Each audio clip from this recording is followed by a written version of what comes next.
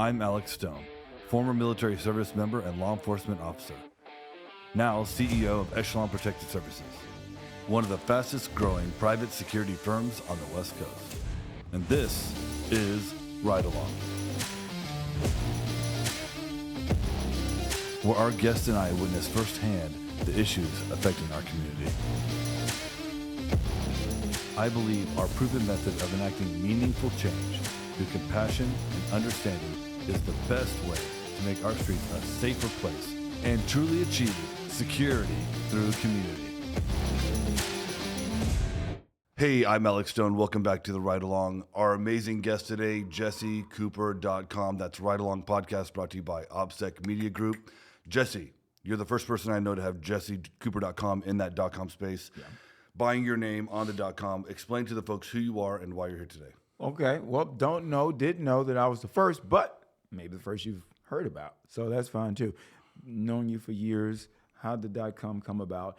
Honestly, it came about because I was promoting professional tennis players, all right? And I knew at an early age that I wanted to put on tournaments. I wanted to coach. That's right. And I think what really happened was I was putting on professional tennis tournaments, and as a coach, a lot was riding on, as far as I was concerned, on the player, the athlete. And I wanted some of my kind of idols, the people I looked up to, was like Don King, right? Or looking at all the great promoters of the day in sports and marketing. Don King was the best. Yeah, Donald King. So I'm going to say he might Don have took King, more money than he was supposed to. You know, not claiming I'm any not crimes were getting into all that. committed, but. And it's funny how someone that you looked up to, you got to watch and be careful that you may aspire to be like, who you aspire to be like and try to do. You might meet them and you can kind of act like him. You never know. But the power of that is real for me in my life. I have a twin brother, James Cooper. I got to always say that because we look alike. Does he have JamesCooper.com? He doesn't. I haven't seen James in like 10 years now. He's not as smart as me, so that's why he doesn't. Yeah. He did do it. And I tried. I was like, come on, let's do JesseJames.com or something. But we didn't do that. And so how did it happen? I'm going to ask your question directly. What had happened was I was promoting professional tennis players, and I wanted to find a way to have enough power and equity in myself.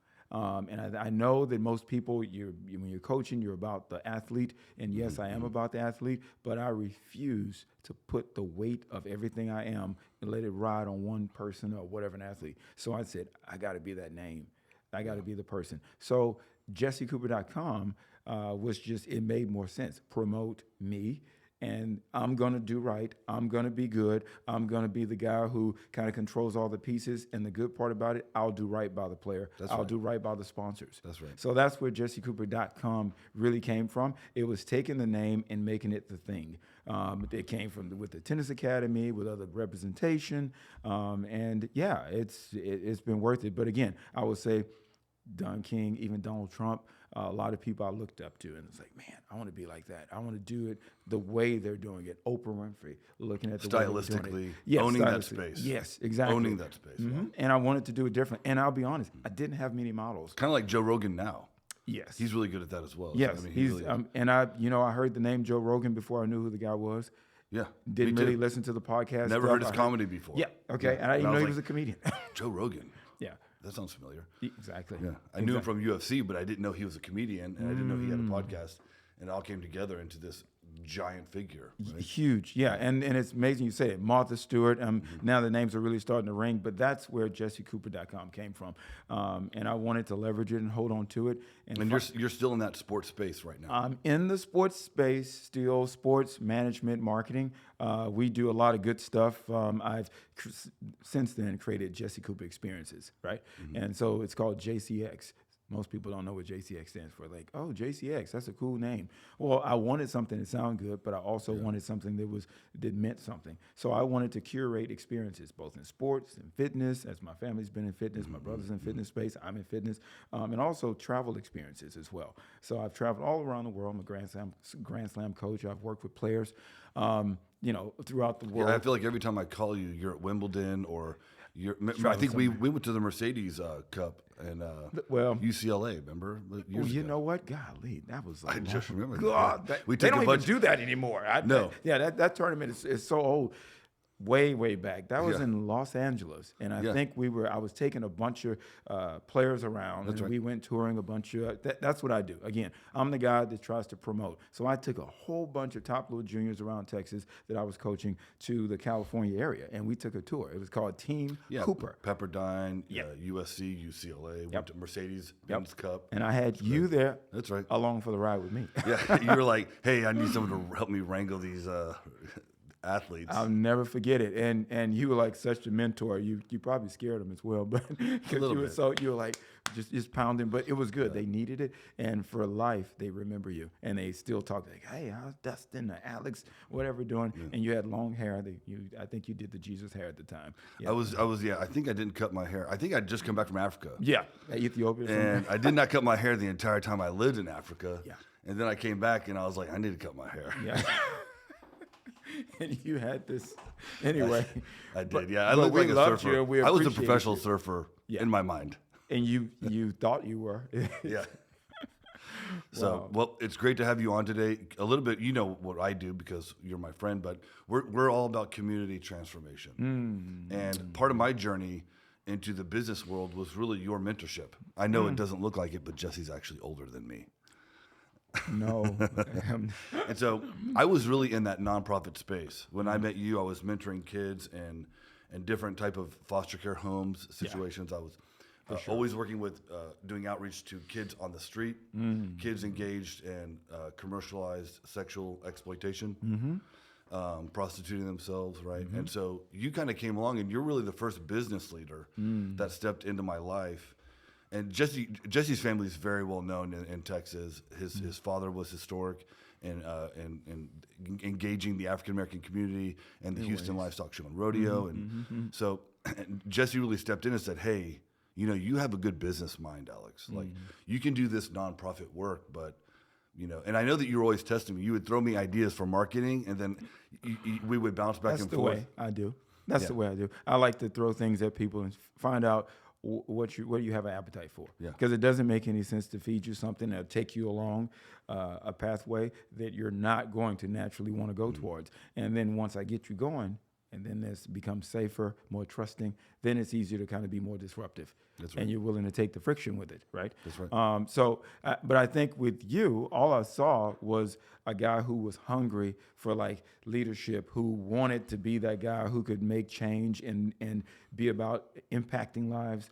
I think you were working with homeless kids. You were working at Smoothie King at that time, and you were vastly moving up. Where, I'm gonna say this, everything you've been a part of, you've always been a part of it and made it better by the time you left. Oh, thanks, Jess. Yeah. No, everything and everyone, very mission oriented, very impactful. And so when I heard about even Echelon and you doing this and just learning a little bit about, I'm not trying to transition to what the company's about, but I'm transitioning more about what I see as you, right? Learning understanding the principles that you all use to go and not just be so transactional with people and communities, you're more transformational, right? I'm so glad you said that because that's really what I learned from you. I learned that, and I can just hear you telling me this, the synergy that you need to be great never occurs in a space that's transactional. Like that. If it's transactional, there's never going to be synergy. It has to be transformational. And that's really one of the main, that and ways, not walls. That Jesse was always telling me. Alex, you're That's my saying. yeah, you're always thinking about the blocks in your way. Don't think about that. Keep your mind on the mission in front of the block, and then you'll find your way around that wall. Doesn't matter how tall it is, find the way under, Ways, not over, through, ways, not walls, to get there. And it's what you can use to kind of push yourself into the next step of solution. Okay, That's right. What's the resolve for now? I didn't say it was going to be easy, but now that said, transformationally, I consider myself a transformational coach. Yeah, Okay? I consider you a transformational coach. That's my shtick. That's my thing. Most people in tennis, they're very transactional based. I try to work with the person so they can get their athlete on board. Okay, I'm gonna help you and then work with you to be what you need, how you need to be, deal with those issues, personality, strengths, weaknesses, et cetera, and then we move forward where you can take steps that's needed in your profession. And life has helped me, God has helped me to evolve it through the platform of failure, the platform of success, the platform of realness, and I embrace it all. Even though I did it sometimes with a lot of friction and fighting it a little bit, but I always knew that that's what I was supposed to do. I didn't know what the process and the journey was going to be like, and as you know, Chris, my son, I call him son, passed away. That changed things for me, of my love and my support for youth and helping kids and so on, teenagers when I say kids, but I work with everybody, adults, you name it. And it kind of derailed a lot of what I was doing because I had a lot of momentum. And I found that I was really working hard to be successful for other people. So that, not so that they would be proud of me, but so that I would be able to pick up the phone and move situations on their behalf. That's why I wanted to be successful. The whole idea, my aunt used to say, had a saying, Renee. Yep, and Renee. Okay, he would say, hey, that person, he can move. Don't worry, baby. You can't move them. We'll make a phone call. We know who can move those people. And move. And I say, I want to be able to be that guy who can say, what do you need? Let me move them out your way. Yeah, Renee, your aunt, right, was always amazingly good at seeing a larger social dynamic and learning that you can spend all of the time you want trying to fix the person in that dynamic, or you can move a couple pieces around it and shift the whole thing in their benefit. Yeah. And she kind of taught you that, and then you kind of taught me that. Yeah. Hey, Alex, step back. What social dynamic is in play? What role can you play that will actually not just change one person's mind, but shift the whole dynamic, right? And it's that transformational thinking. We do this in neighborhoods now. We do this on the street. And so as we go out today, we're going to go out. We're going to contact people that need help. We're going to contact people that are living a transactional life. They're on the street. They need to be safe. They're making transactions all day long for survival. When you're in survival mode, you're not thinking transformationally, you're thinking transactionally, right? So kind of take us through the process where you would move someone from transactional thinking to transformational thinking. Boy. So I'm going to do it this way. I'm going to share it this way. First, because I think I got to set this up differently. I've worked with literally, I'm blessed to have worked with some of the best, biggest, strongest names in professional athlete in sport, along with my brother. He's done the same thing, but my role has been different. He got their physicality stronger and better, and he would work the mind through the sweat and so on and the friction of weights and performance training. I would come in a more subtle way. I would come in with the mindset and come in and kind of break the mind a little bit, the psychology of it. That mental resiliency. Yes, and asking questions. Mental flexibility, learning how to use your mind. How do you see it? It's about also having the right, challenging people on the difference between vision and dreaming. Okay, because oftentimes people dream and say, "Wake up, have a vision." CEOs have visions, right? Successful people have visions. That's right. And when you can see that, now you can lay out the breadcrumb trail that you can follow to get there. It's about creating pathways. Yeah, a dream is when you're disconnected from something you want. Yes. A vision is when you have a strategic plan to achieve something. Something that you want. Right? Exactly. Yeah. And that's I'm finishing that for you. And because you want them both, but it's one of them is. So wouldn't that be nice? Yeah, exactly. Wouldn't that be nice? Exactly. 12,000 square foot home, that'd be nice someday. And I'm saying, well, why not? Well, okay, what's the pathway to get there? What's the plan? And so I'm one of those people. Okay, what's the plan? Now that said, to answer your question, right, of going about it, when Chris died, passed away, his son passed. I won't go into the detail. I don't think we have enough time for it. But when he passed away. I got worked in a whole different way of life. And I was successful. I was thriving. I think I was representing Vince Young at the time. That's right. I was representing, I've done stuff with Perfect Jumper. We did deals with Steve Nash, Carmelo Anthony, you name it. Oh, I was thriving. I was moving. Donald Trump, Miss USA, everything you can think of.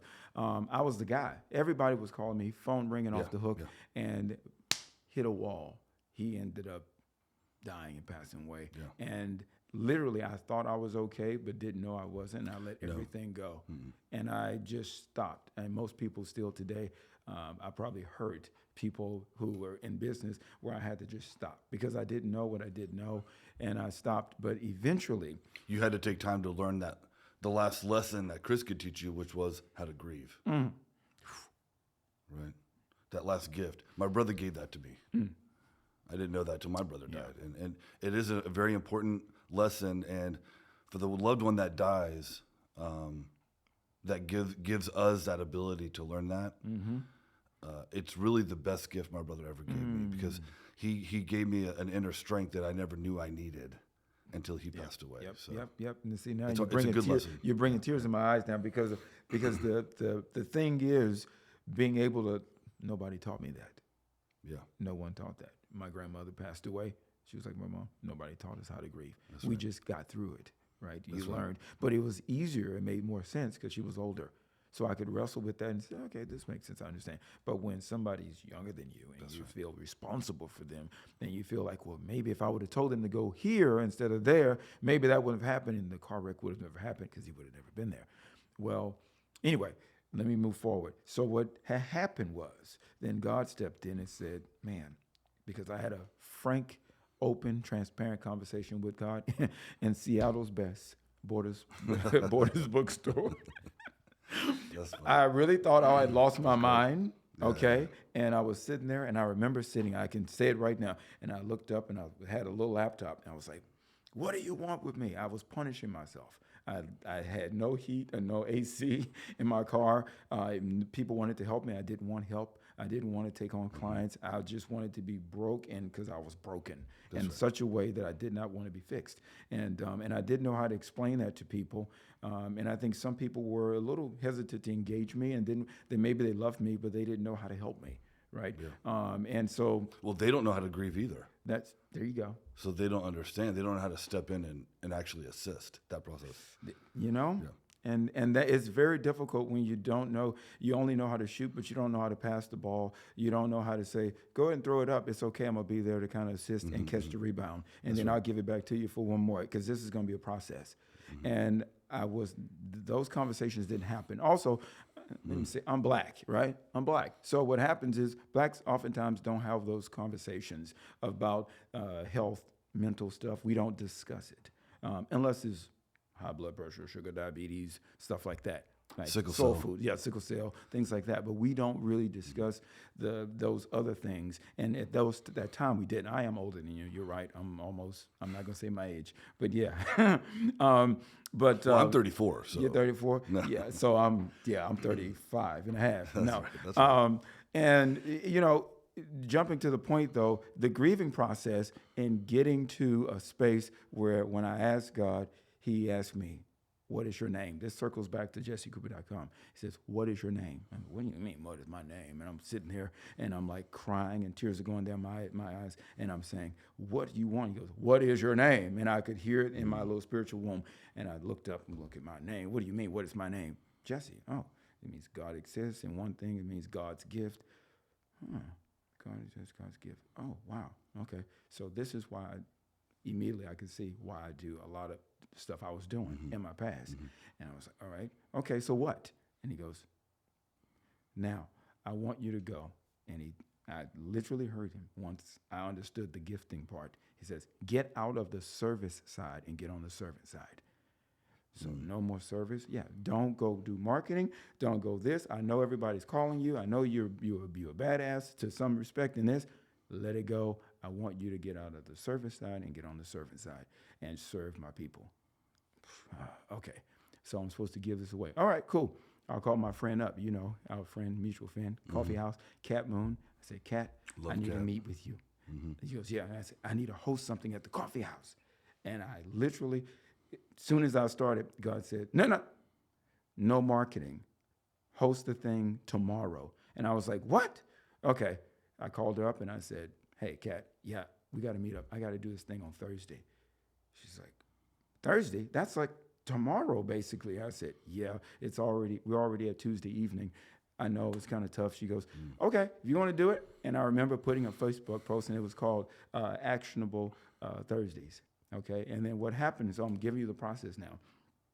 I didn't know how this was going to work, but he knew what I was capable of. And he used all of my little tricks and stuff that I thought I was going to help other people. It ended up helping me, because it took me to a place I got prepared for something that then when my heart was ready to hear it, okay, I was able to respond to it. Let me give you the 30-second journey of it, okay? Yeah. It was called Actionable Thursdays. And what you did was instead of a 7-day fast, we did a 7-day focus. Okay. And I said, I'm gonna get people to focus on moving, taking one actionable step. All these people calling me, they want advice, they want information, they want help. Jesse, can you represent me? I would always say no. So I wrote everyone, I sent a message out, said, everybody come to the table. Well, I'm gonna pray, I'm gonna have a Bible verse, that'll be the theme. The first one I led with was called this, rebirth and rebrand. Okay, and every week, faithfully, I did this till from like the last week of June through October, the first week of October, and I did it faithfully. Okay, even on my birthday week. All right, I did not take off. I stayed there the whole time, and every week we had a new theme, and we started off. Like 30 people committed to come. It was free. Only 3 people showed up. You were probably one of them that showed, then left. I think you showed up and left that one time. You're like, oh, hey, I'm just coming to let you know I love you. And then That sounds like me. yeah. And I was always busier than I needed to be. and I was like, what are you going? I need people here. And then God humbled me. It's not about that. And I didn't understand it at that time. But here's what happened. Eventually, 3 turned into 33. And we had so many people, so much impact happening. It was amazing. But every week, people would come in and out, and they would come with their questions. And the rule was this. I was going to do personal, development for professional success, all right? So what I did was I got them to focus on 3 things. Make one commitment personally based on the theme topic that you're going to do to hold yourself accountable, and one thing that you're going to do professionally. What's one thing you can do personally? What's one thing you can do professionally? Then the next thing I did was say, and what's one thing you can do to hold yourself accountable? Because most people, they hear motivational talks. I didn't want to do that. What I was given was something action. This was about taking action. And I only wanted you to get a single focus in each of those areas. And then every day. I think I should have stayed at that meeting. You're funny.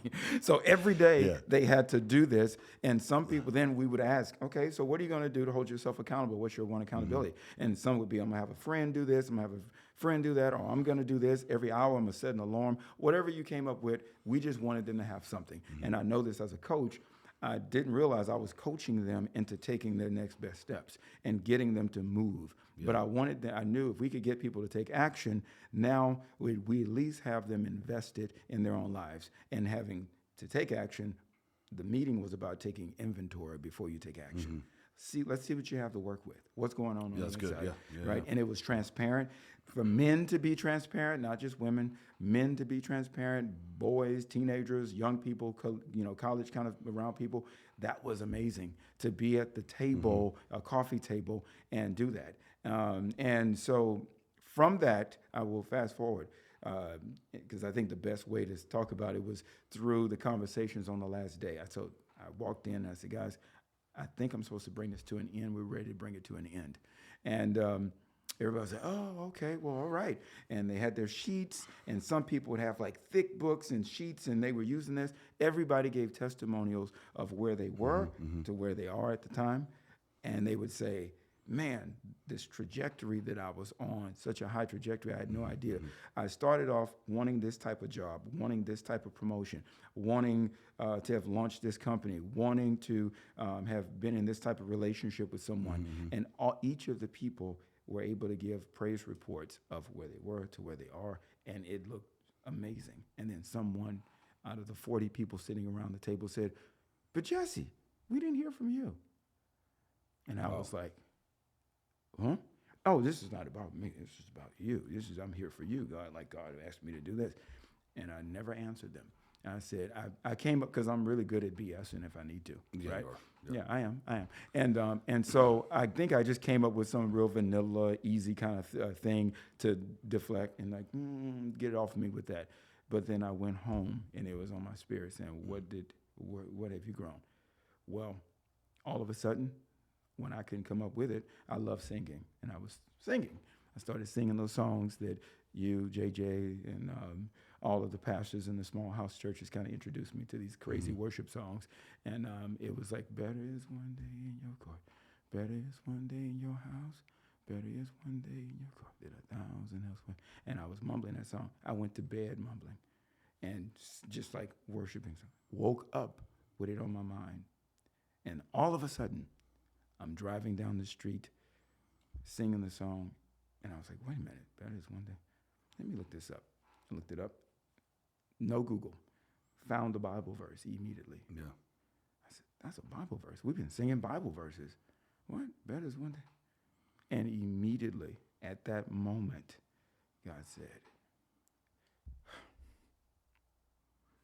better is one day, Chris, to have one day with me than 1,000 days with you on the tennis court. That's right. Better is one day in the house of the Lord than 1,000 with you in the coffee house. That's right. And immediately I apologized.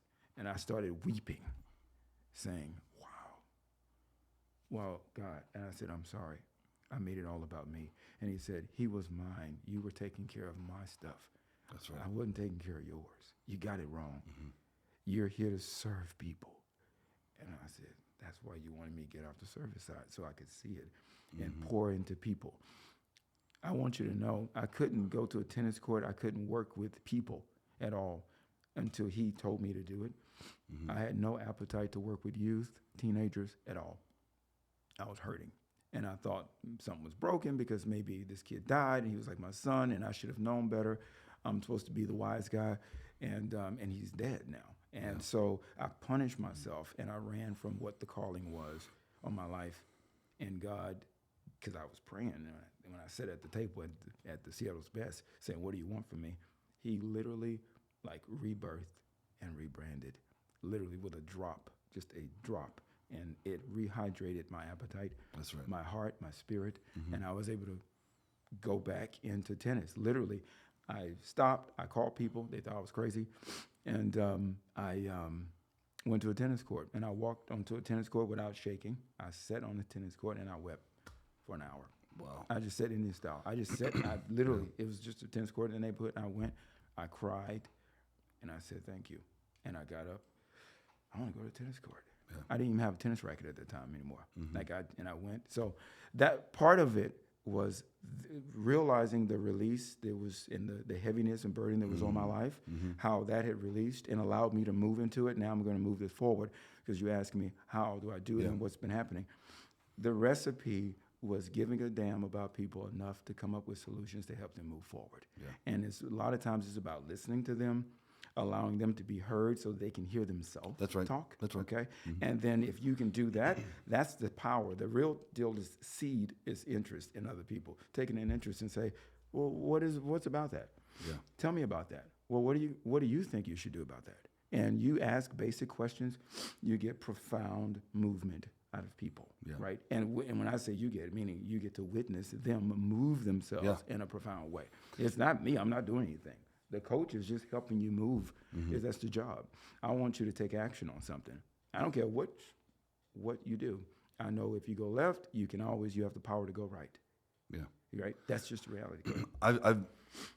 In my experience, I would say I've identified two components that are necessary to be within somebody in order for them to make that change, to go forward. One is there has to be a certain level of self-worth. And the other is they have to have a certain level of self-agency. And so the process, that listening process, the giving someone feedback in real time. Well, number one, meeting people where they are. Yeah. Yep. Not making them come to you. Yep. And then in their space, listening to them and being that feedback loop for them. Wow. Really gives that worth and that agency. And here's what I hear. Yeah. And that's that's what it takes. Because people, they don't know what they know until they're affirmed in their knowledge. And people have to be affirmed in their knowledge. This is why mentorship works. This is why, this is why in any great profession, they have internships. Doctors, lawyers, right? You have to learn from the master. The student has to humble themselves and learn. And that process has to occur for transformation to be possible, I think. Those are all the principles that we talk about, right? Even in tennis, you said, the coming along and mentoring. We used one more like Seafood Master and so on, Grasshopper, and we did a Seafood. lot of that. Yeah, and people were like, Grab the chicken. yeah, and they were Love like, the old kung fu movies. yeah, and they were just they would look at me and so on and think that we were kind of crazy about some stuff. But the reality is this, right? If you want something bad enough and you really do want it for the right reasons, then you have to. We tell people these principles: right believing, right thinking produces right action. Right believing produces right thinking produces right action. Right. But if you want something bad enough, you're going to be willing to let go of your concept a little bit, of your idea of how you think it should be, and we focus on purpose, not process. There's processes to get people through the pathway. That's the plan. But, yes, right. But You don't know where you're going unless you have purpose. That's right. Purpose before process. Purpose finds, it discovers process. Yeah, purpose is the X on the map. Yep. Like, why am I going? Why do I even have this map in my hand? Who cares? Yep. If you don't care, that map is going to mean absolutely nothing to you. And before you all hear it the wrong way, I'm not saying say what's my purpose. There's no one purpose in life. This is a roller coaster ride, baby. Let me tell you. So there is no one purpose. So most people end up wanting to say, I'm trying to find my purpose. Find your purpose. What, you lost it? Yeah. You didn't poop it out. It ain't a baby. You didn't birth the purpose. Yeah. It doesn't happen that way. Yeah. Now, you can just say, well, this is what I'm going to do. And for now, that's what I'll be doing. And I'm going to exercise my best effort at succeeding at it, and giving my tithes, offerings, and everything, sweat to it. And you be successful. Yeah. Once you accomplish that, what's next will present itself. But you first have to finish what you start. And part of the process of trusting the process is understanding that when you finish what you start, the new thing will present itself. Yeah. And it'll be there. And that your confidence will be there because you've completed one step. Now you'll take the next step. And that's just part of it. So we understand that, and we do goal setting far beyond goal setting, way out in front. All that's good to have a big overall life vision. But at the end of the day, it's, am I being accountable for my much level today? Yeah. Have I given all the much that I could give, right?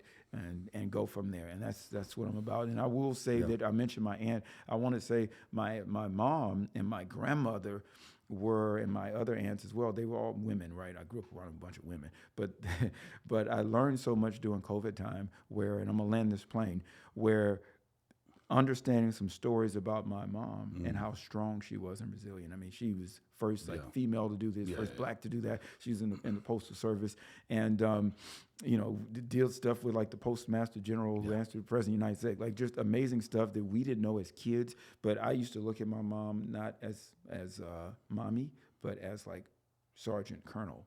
Right, she was very a corporate like a figure to us, and so we called her Miss Cooper oftentimes. Right, and I never called her really mama until my grandmother passed, who we called mama, and immediately I gave her the title mama. And they didn't even think about it because I would address her as that's my mother, and I knew what time it was. But that's who the TLC, the caring, the term of endearment came from. All of a sudden, she moved into the role of mama, and like clockwork, right? Now, I want to say the professional side of what I learned, because I learned a lot of my mimicking of her, of going through something and not always having to talk about it, being able to take it, right? I will say my mama probably ate a whole lot of shit in life in order to get where she was. She took it, right? And she was able to go through it and not lose focus, sight of the main thing. And she let the main thing be the main thing. And her resilience in that, and learning that when my grandfather passed away, who I never met, my grandmother had to then get like a GED, like finish the high school, because she didn't have anything. So she had to work and put food on the table with the kids. My mom, who was a little older, had a little job or something like that at the time. And I believe then eventually my grandmother, when she graduated, my mom was graduating high school, went to college, in college at the same time. So imagine a mother and a daughter at the same time. Yeah. Well, because my grandmother had dropped out. So now you have two people here, and you're not supposed to be in college with your mom. You're not supposed to be in the classroom with your. So now all of a sudden, mom has to drop out. My mom dropped out, and my mom got like masters, and she's like amazingly smart. You name it, right? I knew none of this, right? When we were coming up, I wish you would have told me.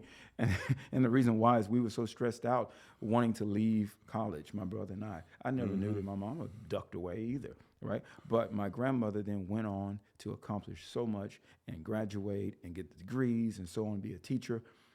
That when I learned the struggle and when I learned what they had gone through, the furnace that they come out of, I was like, whoa. So that's where I get all this backbone from and all these other, the audacity to step up into the plate and do.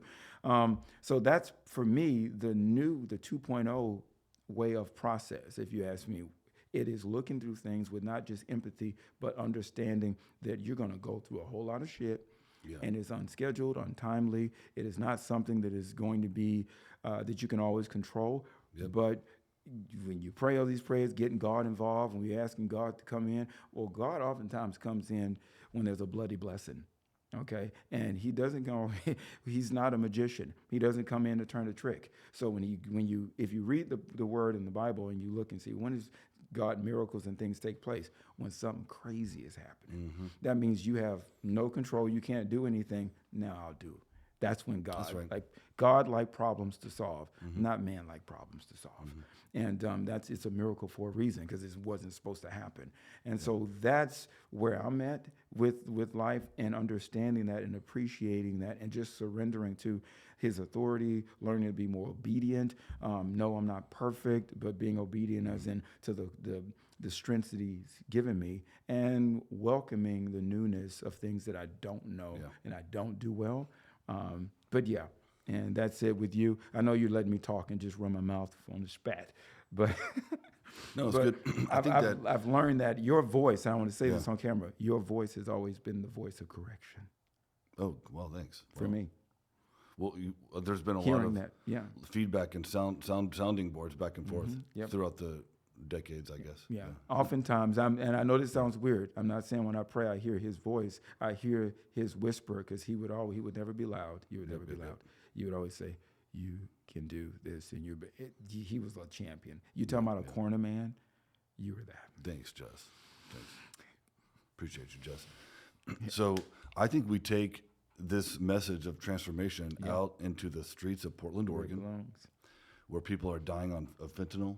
Yep. Where people are suffering from lack of self-worth, lack of agency, and try to help people today. Yep. Because that's what we're about at the end of the day. Jesse, tell people where they can find you. Throw your socials out there. I want people to be able to find you if they Man, you know what? You can find me on the rock. But here's the deal. JesseCooper.com. Spell it JESSE Cooper.com. That's JesseCooper.com. You guys know the www. Do it. Find me look it up. You'll find it, and you can click from there. Obviously, Instagram and other stuff. But I'm not looking for business. If you want to reach out and share, you got a question, I'd love to answer it. If I can. If I can't, then I'll point you in the right direction, right? So for me, it's about let's do coffee together. Let's do coffee with Coop. I'm having a coffee brand drop pretty soon. I love it. And I'm not plugging this. I'm just letting you know, because I love coffee, and coffee me it allows conversations. We're in coffee mugs right now.